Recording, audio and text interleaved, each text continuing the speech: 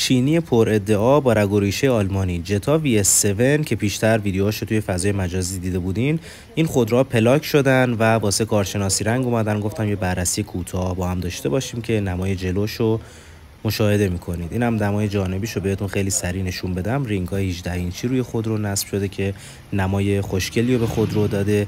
این نکته هم بهتون بگم که این خودرو در بازار جهانی خودروی فوق‌العاده اقتصادی هستش که حدود 15 تا 20 هزار دلار قیمت داره.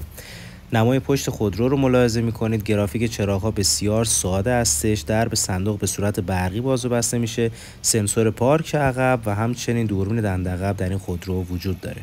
پیشرانه 1.4 لیتری توربو شارژ از برند معتبر فولکس واگن به همراه 148 اسب بخار قدرت، 250 نیوتن متر گشت‌آور و گیربکس 6 سرعته AT.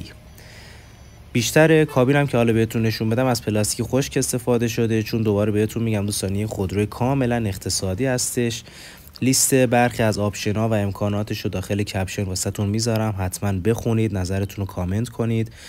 و این خودرو دوستان در حال حاضر طبق ادعای خریدار خودرو حدود 4 میلیارد بابت این خودرو هزینه کردن.